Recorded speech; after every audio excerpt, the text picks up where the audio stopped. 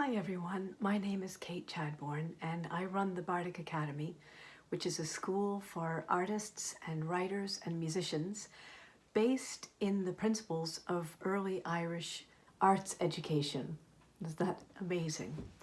I want to talk to you today about creative hurts and how to heal them. It's something I've thought a lot about because of my own work as an artist in the world, which has shown me a lot of hurts at different times, and also my students who experience all kinds of really the same kinds of hurts. And the one I want to talk about today is rejection. I don't know a single artist who has not had rejection in his or her life. It's something we all have in common, whether we're rejected from a poetry magazine or a festival or a certain gig that we've tried to book, all kinds of things where we're basically told no thank you. And it's difficult. And I know from myself and from other artists that I speak with that sometimes rejection leads us to stop trying. And so that's why I wanted to speak about this today, because I think that is exactly what we should not do, as you can imagine. It struck me that the reason we fear rejection so much is because of what we think it means about us. And I have had that experience burn me and hurt me, and I understand. And why it burns and hurts is because what I've made it mean about myself is that I'm not good enough.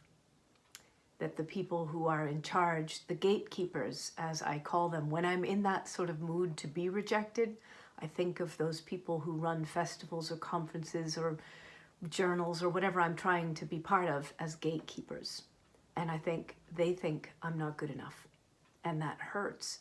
Now, of course, the truth is we have no idea what those people actually think of us. And I've had enough experiences now of being rejected from one thing and accepted into a kind of parallel thing. Just as an example, when my book of poems won a contest run by a press in California, it didn't even place in 3 or 4 other contests I tried. And that taught me a lot. It taught me that these people in California saw my book as worthy of a prize, of money and recognition and publication, and another whole set of people did not. And that opened the door for me to realize that it will always be about a particular set of people and their needs. And it really, I am the same Kate, or you are the same artist going into each situation, but there are different needs, and that has helped me so much. I have been rejected from all kinds of things, continue to be rejected from all kinds of things, but it's really helped me to neutralize, and that's the first point I want to share with you, is if you can possibly do it, to neutralize what it means, what the rejection means. You know, there's a big poetry festival here in Massachusetts from which I've been rejected, I don't know, 3 or 4 times. And does it hurt? Yes. But when I realized that there are so many applicants to be part of this, and that frankly, as a white middle-aged lady, I'm one of probably a majority of applicants, they've already got me. They've got some form of me. And do I want there to be a balance of people represented in the poetry world? I do. It really, they don't know me. They don't know very much about me and the way that I represent poetry. But on first glance, it's a no. And I took that personally for a little while, but I don't anymore. You know, I've been rejected from a big festival that in Boston that does Celtic music. That one I've been rejected for probably 5 or 6 years. And again, I've had to say, Kate, you don't know what they're looking for. You don't know what they think about you. So neutralize it by making it be about a demographic, for instance. Like, they just don't want Irish language singers. That's just not part of their vision, right? Or a particular journal.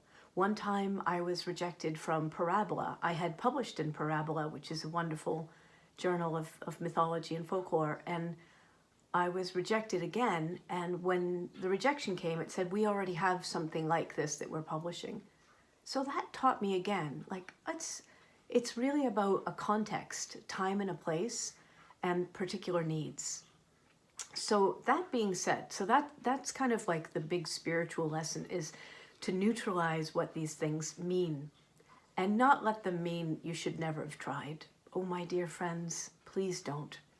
Just take your party and bring it elsewhere. You've got so much. Don't let that stop you.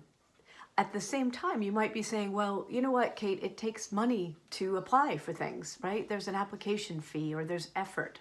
And I've been knocked down so many times. And I do understand that. And here's what I say.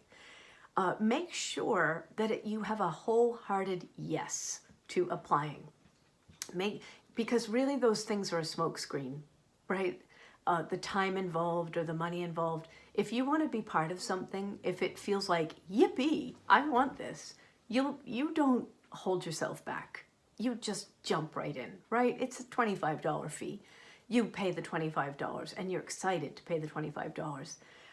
But if you're not excited to pay the $25, don't do it.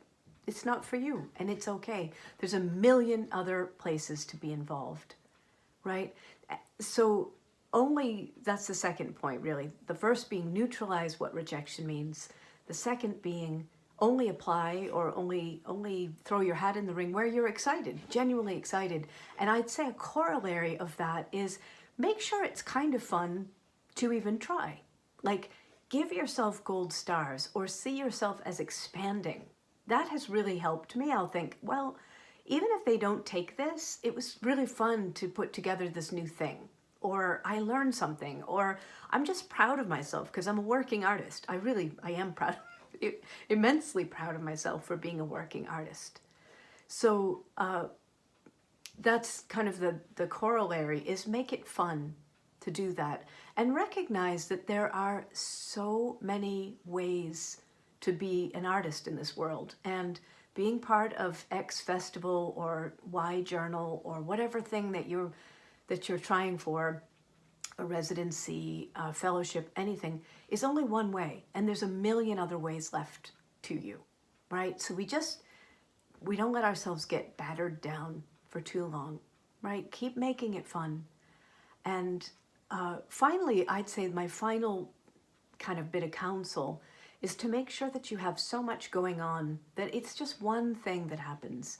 It might get you, it's a pinch, it's still a pinch for me. I think, oh, I would love to do that, and they don't have room for me. Okay, it's a pinch, but there's 10 other things that are in the works. So make sure that not only are you applying or trying to participate in lots of other things, but that you are personally in charge of a lot of them. And what I mean by that is, you know what, we're in charge of our output. We're in charge of if we're making songs or poems or stories or pots or paintings or whatever is your particular art. That's always up to us, and we can continue to make, right? And nowadays, with so many opportunities to share with people online, there's always a way to share our stuff, right? There's always things that we can do, that there's no possibility of outside rejection. I think a successful life as an artist, or I don't know even if I want to say the word successful, but a fruitful way to live as an artist is to balance opportunities that are outside us and opportunities that we're in charge of.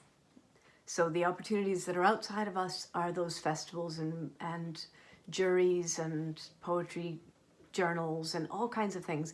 And then the internal opportunity is to be making and practicing and sharing, right, all the time. So I hope that's helpful. Most of all, what I want to say, my friend, is do not give up. There's always another opportunity. You are not left out of the game. The only way we get left out of the game is when we leave ourselves out, right? And we don't have to do that. Keep the faith. This is fun. Thank you so much for listening, and I wish you fun and success.